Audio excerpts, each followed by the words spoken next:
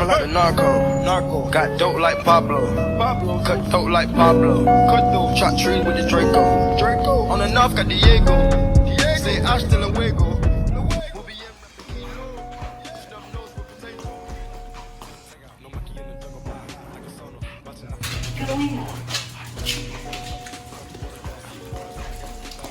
Okay, hi guys.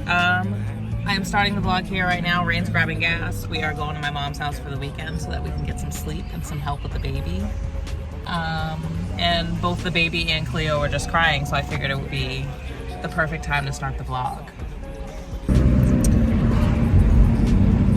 Okay, so we just dropped the baby off with my mom and stepdad, and we also left the dog there because she's crazy, but we're headed to Target because we forgot the baby's bed that he sleeps on while we're asleep, and we wanted to pick up some supplies, like butt paste for the diaper, Vaseline, and nail clippers because the baby scratches his face all day.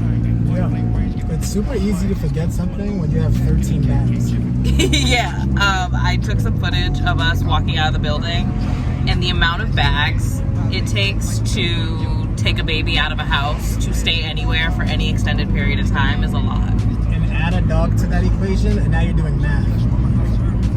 But yeah, so we're gonna go grab the stuff. I personally want to grab like a matcha or an espresso or something. I'm breastfeeding, so my mom just told me, or is convinced, that the baby stays up all night because of the caffeine intake, which could be real, but I need it. I'm exhausted.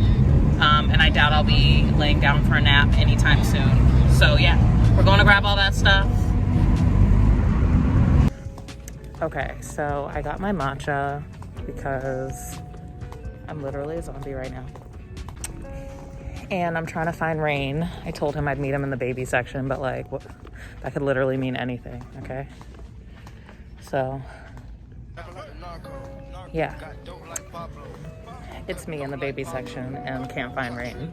So I'm just literally walking through all the aisles trying to see where he could possibly be. My mom also said that we needed to get detergent so that she can have some to wash the baby's clothes at her house, and just general supplies. Oh, found it. Did we get? Yeah, okay. Okay, so we got all the supplies. I got my matcha, but I have nothing to show for it because it's literally empty already. I'm gonna chew the ice cubes, okay? Because it was that good. And you know what else I forgot? Deodorant. I didn't put on deodorant. Well, I definitely packed some deodorant, so like we can pop that on when we get to the house. That's crazy.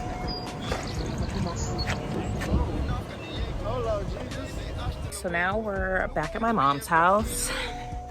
And I was about to pump, and then I realized that I told you guys that I would record a video talking about my thoughts on breastfeeding. Cleo's crying because she wants to be out here as well. But I realized that I told you guys that I would talk about my thoughts on breastfeeding, kind of where I am in my journey. And instead of recording an entirely different video, I figured why not just go into a little segment within this vlog where I talk about it. So I'm about to prop my camera up in preparation for that little spiel. Give me one sec. Okay, sweating because Cleo just escaped out of the house and I had to chase her barefoot because I'm outside with no shoes. And her collar's in the house, so I had to quite literally pick her up, which I'm not allowed to pick up any weight heavier than the baby right now, so don't tell my doctor. We're fine, I'm okay. I don't feel sore or anything. I'm crazy, I know. But really fast, I wanted to just sit down and have like a, straightforward conversation with you guys about where I'm at breastfeeding, but also just like about labor in general and pregnancy, because I feel like there's just a lot that research doesn't tell you. There's nothing that you can read or ingest or watch. There's no class you can take that readies you the way labor itself and the pregnancy itself readies you for each process. So there's that. I wanted to just start in that department. I wanted to start this conversation by saying that I was given an encyclopedia about pregnancy. I am an avid researcher. I look everything up. Oh, coloring's way better now. Okay.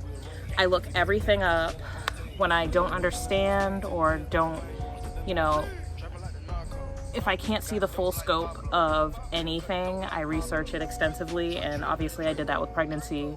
And from where I am now, sitting here with a healthy baby, I am alive, thank God. But from where I'm at, all the reading, all the video ingesting, all the classes, everything I did to prepare, I don't think any of it actually prepared me for what I've endured and what I've learned and how I've, figured out how to take care of a baby since he's been here. So I say that to say, pregnancy for me was really light. I wasn't really super sick. I never feel like I experienced anything insanely detrimental. The baby was healthy throughout. I didn't have to go through any extra procedures while the baby was inside. Overall, I just had a really blessed, positive, healthy pregnancy, so I don't really have a lot to say surrounding that. It's definitely an out-of-body experience, so if you were looking for a more extensive answer surrounding that, I don't have it. And once I kind of got over the physical aspect of pregnancy was beautiful and fine. Labor itself, I did a lot of research, like a lot of research. I probably watched like 1,000 vlogs on YouTube. I took pregnancy classes, labor classes, you name it, I did it to prepare. And let me tell you, okay, Rain and I, our birth plan, my birth plan, I planned to, push the baby out, and I never anticipated having to get a C-section. I did do the research surrounding it, obviously, because there's an off chance in every circumstance where you could have a C-section, so I did that research. But I was preparing to push the baby out and have a regular labor. I was even drinking okra water because there was this fad online saying that the okra water made the baby kind of slip out, and I was drinking the raspberry leaf tea to strengthen my uterine wall. I was doing all of the preparation to push the baby out, and I didn't actually push the baby out. What ended up happening was I was in labor for probably, I'll say 8 hours or so. So we got there. I got to the hospital probably at 1 or 2 o'clock in the morning. I remember going to sleep the night prior, and I could feel that I was having contractions, but they weren't.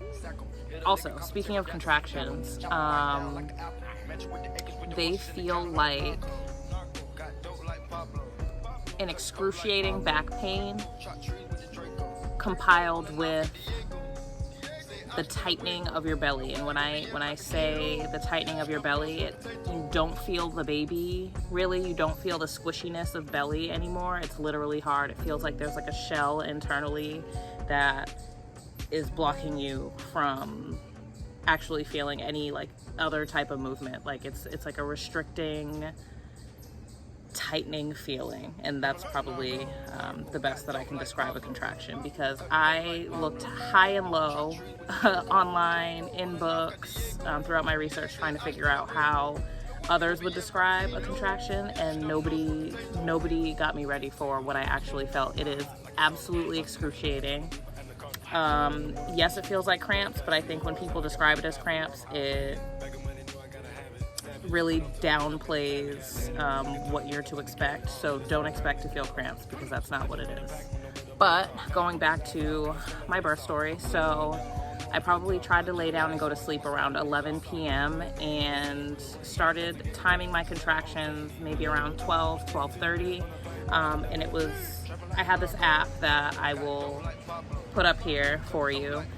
It was amazing. You kind of push a button when you start to feel the contraction, then you push a button again when the contraction kind of goes away, and it ebbs and flows, so they come and go. But you time them, it gives you an average, and it made it a lot easier for me to communicate with the hospital kind of where I was with contractions when I was making my way into the hospital. They tell you that they have to be 3 to 5 minutes apart. Mines were 3 minutes apart by the time I finally left my house, which is kind of crazy now that I think about it, because I probably could have gone into the hospital a little bit sooner. But when I called the day before, when I had started to feel the contractions and I was crying in the bed, they literally told me that they would send me back home if my contractions weren't 3 to 5 minutes apart. So I was very adamant about making sure they were, 3 or 4 minutes, so that nobody could turn me away, because that's crazy. So I was timing my contractions with this app, and when it was around 4 minutes, I waddled to my mom's room, because we were staying with my mom so that she can come with us to the hospital, which I guess I'm just really in tune with my body. I knew I would be going into labor in a matter of days, so we came for the weekend, and I ended up going in on Monday. We, scrambled, we got all of our stuff together, and we were out the door by like 1 o'clock or 12:30 or whatever. And we drove into the hospital. I labored at Beth Israel in Boston, and my mom lives maybe like 40 minutes from there, 35 minutes. So we made our way in. Contractions were absolutely terrible in the car. Every bump I felt in the core of my body. Every stop I felt, it was really hard to sit down fully, so I was sitting up kind of with my back straight, holding onto the seat, because I didn't want to feel anything, and it was that bad, guys. It was that bad. When we finally got to the hospital, Rain drove right up onto the sidewalk in front of the hospital, left the car there, walked me all the way to the labor and delivery unit. Then once I got settled, he went and moved the car, but he was not playing. He drove me right up to the front door, okay? And we went in, and I was brought into triage, which I remained in for, I'll say, about 3.5 hours before they gave me the epidural. And they made me do the 3.5 hours because I was about 1.5 centimeters dilated, and I guess before they're able to give you the epidural, which again, I didn't know this information, before they're able to give you the epidural, you have to be like 3.5 to 4 centimeters dilated. And because I was 1.5 centimeters dilated, they kind of wanted to monitor me, and yeah, I couldn't get it. I don't know if this is something that all hospitals do, but they 100% would not let me. So I had to do activities. So basically they had me walking up and down the hallway. I was bouncing on the ball, like a workout ball I was bouncing on. And around 4:30, 5 o'clock in the morning, I was moved to another room to finally get the epidural. And here's where things kind of really slowed down. I got to sleep for the first time. The epidural quite literally got rid of all the pain, in 20 minutes. They administered it, and the minute I laid down and sat back, I could literally feel the contractions melting away from my body. That's probably the best way I can describe it, melting away. It was dope. So I slept in and out basically throughout the rest of the day. Rain and my mom were literally across from me, living their lives, waiting for this baby to come out. And the next part I feel like was super drawn out. But basically we were there for an entire day. I basically labored for the entire day, even though I wasn't really feeling the contractions at this point. I had the epidural. I was just honestly chilling. We were waiting for the baby to come. And as the night kind of settled in, they were giving me Pitocin all day, but they started to up my Pitocin, or try to. And as they upped it, they started to realize that the baby was in distress. He did not like it. I guess his heart was doing, fluctuating things. And overall, he was just in distress, did not like the Pitocin. But yeah, closer to about 10 or 11 p.m., the head doctor came in and was like, the baby's in distress. Here's where we're at. Here are our options. She said that I could continue to try to push the baby out and have like, you know, a regular labor without any interception type thing, or we could go in for a cesarean and get the baby out. And at that point, because I had been laboring all day and kind of waiting and wasn't really dilating the right way or like at the speed that I needed to be, I was like, let's just go in and get the baby. At this point, I was just like ready to meet him. I didn't want him to continue to be in distress, and at this point I was growing a little bit antsy because I wanted to meet him, and I didn't like thinking about the idea that he was uncomfortable with the medication that they were administering. So I was like, oh my God, get him out. So at that point, they kind of readied me to go into another room. Rain got an entire body scrub on, and we were moved to the next room where the surgery was going to happen. And this story gets a little bit stressful for me. I was definitely a bit traumatized. I don't feel super comfortable sharing this part of the story, but only because I'm personally still getting over it a little bit. It was definitely traumatizing. I didn't feel anything. It was more so how the entire situation was orchestrated. Basically, they brought us to an OR. There were so many people in scrubs in there. I was like strapped to a table. It was really uncomfortable.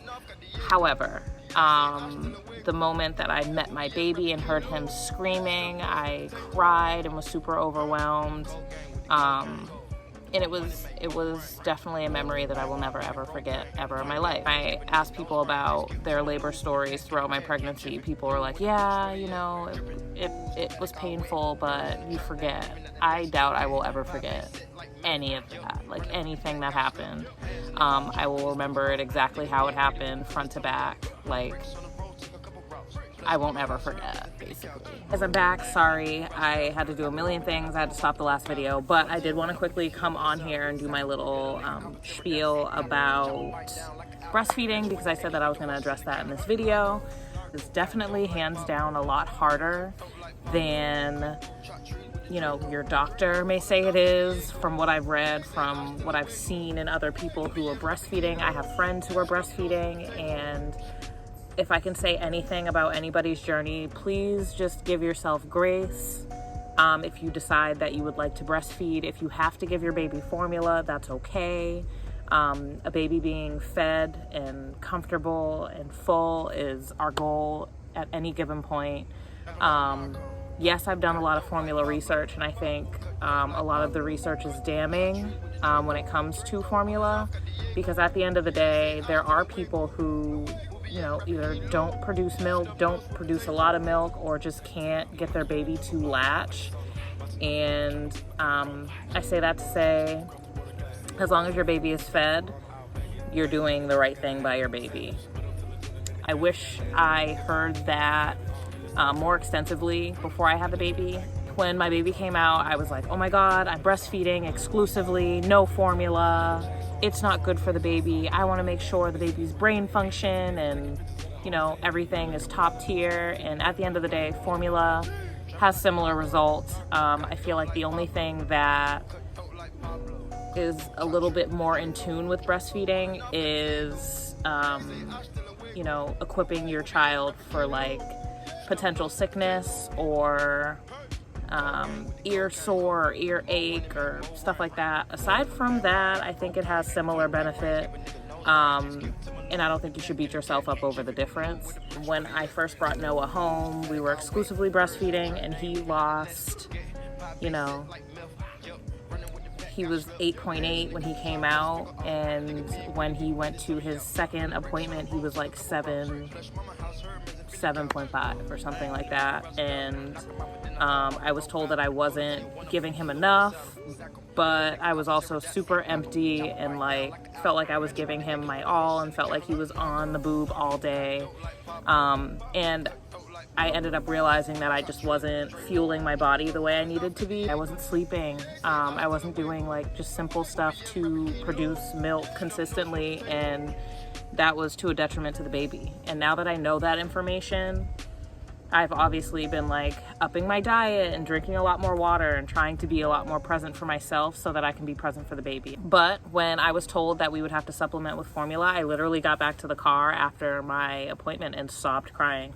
I was crying. Rain was like, "Why are you upset?" And I was like, I'm not enough. Like, I'm not creating enough. And obviously hormones are like doing crazy stuff right now. So that's a real other thing that you deal with.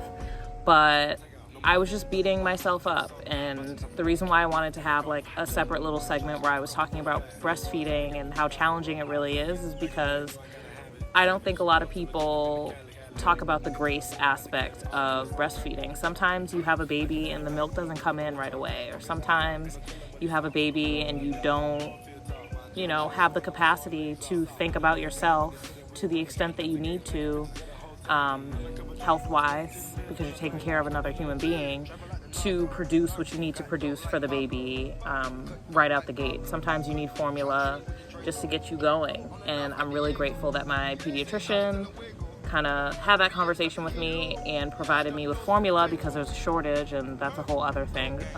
So give yourself grace. Breastfeeding is hard, okay? It is hard, it is painful. As much as I feel like people try to sugarcoat breastfeeding and make it look like this like supernatural, happy, easy thing, it's just not. It's not easy at all. It definitely hurts, and if I can be completely honest, my nipples right now still hurt and still sting. And even though there is a layer of leather skin that has manifested because of all of the extensive breastfeeding that I've been doing, it still hurts. To this day, 3 weeks out, I'm sure there will be, other points where it continues to hurt further down the line. I just wanted to be completely transparent and open about that fact because I feel like that wasn't something that I received when I was doing my breastfeeding research for my breastfeeding journey. But yeah, back to the vlog. Okay, so Rain and I are watching Versus. This is the next part of the vlog. We ordered Thai food. We're doing a little date night. The baby is very much half asleep but kind of still here with us because we wanted to share the culture with him. So far, Rain just made an observation. He was like, they don't sound that bad at the beginning. I will 100% give you more of our review as the time progresses. But so far, they're not bad. They're not like bad. They're hitting the notes. Boyfriend number 2 was a vibe. And Cleo's here waiting for us to forget that she's here so she can eat our plates. Wait, one more time? Noah's loving it. He's one step ahead of the game. Do the Noah's dance. You're a jerk. You better leave my baby alone.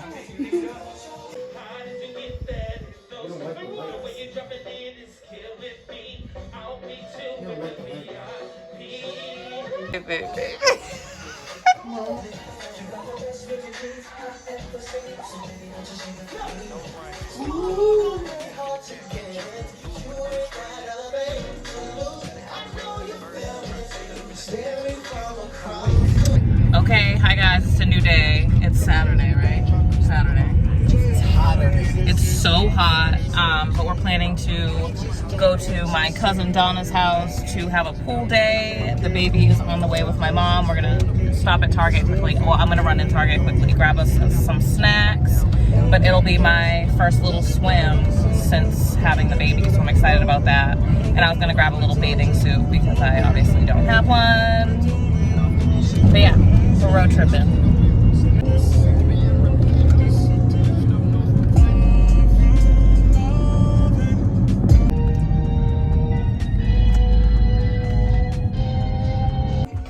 Okay, so we made it to the pool. We're about to do a little swimming. And the baby's right here. We just met up.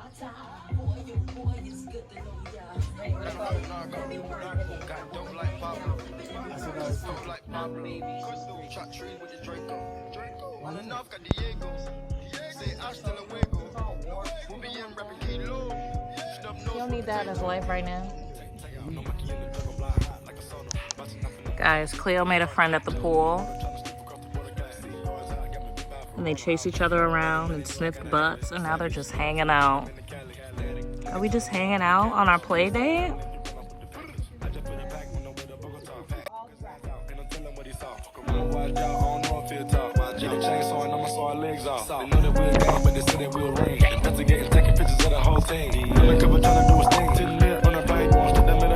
Trapping like the narco. Got dope like Pablo. Cut dope like. But yeah, having a good time. Are you getting in there? That's my mom, guys.